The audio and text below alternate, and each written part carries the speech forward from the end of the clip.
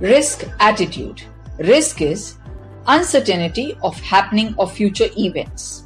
It defines our success and failure in a project. We set up a goal and try to identify series of events with their probabilities of happening in the process of achieving our goals. Some of the uncertain events have positive outcomes. These can be termed as opportunities, while other events have negative outcomes, which can pose a threat to our goal achievement. Risk management is all about identifying all such probable events, positive or negative, judge their likelihood, and try to ascertain through conscious decisions that we reach to positive outcomes. So, difference between success and failure is unmanaged risk.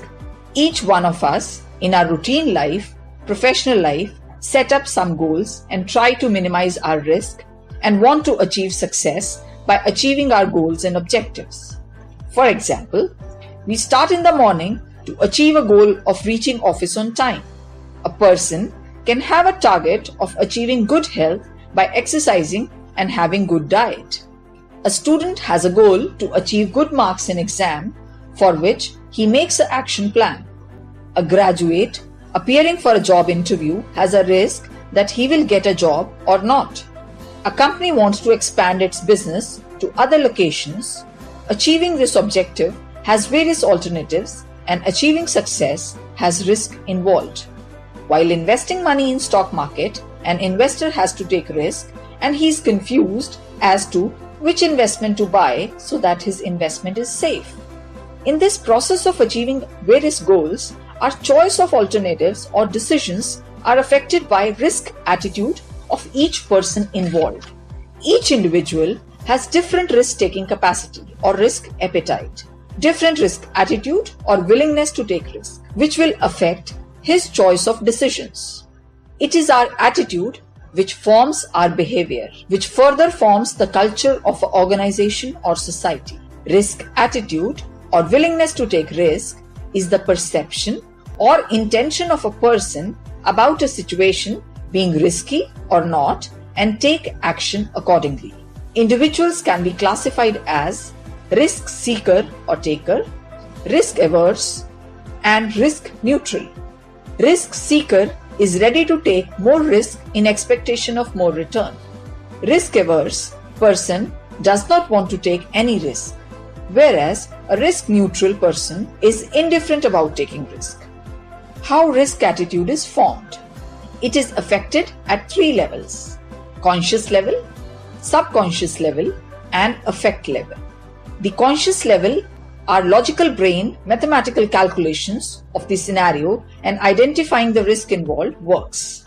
At the subconscious level, it is affected by heuristics, cognitive biases, our past experiences, familiarity, etc. At affect level, it is affected by our mood, which is happy, sad, our emotions, feelings. They affect our decisions. When we are in a happy mood, our willingness to take risk increases. These influences together form a complex web while taking any decision. Biases which affect risk attitude include availability heuristic, overconfidence bias, loss aversion, representativeness bias, framing effect, anchoring bias, familiarity bias, locus of control. How to manage risk attitude? Emotional intelligence can be helpful in managing risk attitude. Emotional intelligence is the capacity of individuals to recognize self and others' emotions and to discriminate between the feeling and label them appropriately.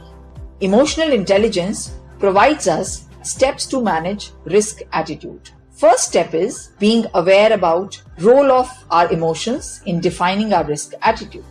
If a person understands for himself or his client that his/her emotions, mood, feelings affect his decision. Recognizing some specific emotions which a person or his client exhibits in different decision-making situations and how it affects his choice or action is the second step. Step 3. Assessment of such emotions and their impact on decision choices will help understand their relationship as well as help judge its appropriateness. If it is leading you or your client to a wrong choice, it must be addressed appropriately, or it may lead to a positive outcome. Also, it needs to be acknowledged. Step 4.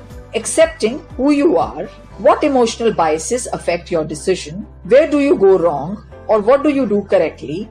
Is very important for its management at appropriate level through conscious effort, self-control, and other management techniques. Finally, managing your emotions, where you go wrong, which emotions need to be controlled, where you have to take others' advice, will help you take right decisions and thus reduce your unmanaged risk. Factors affecting risk attitude. How much is investors' ability to bear losses? Longer period investments can carry more risk. Age of the investor. Higher the age, less is the risk-taking capacity. Investment objective affects risk attitude. Source of fund, whether it is coming from income or long-term capital gain. Knowledge of financial market. Trust on investment advisor. Overall, risk attitude of an individual changes in various life stages. Proper awareness and evaluation about oneself helps to take right investment decisions.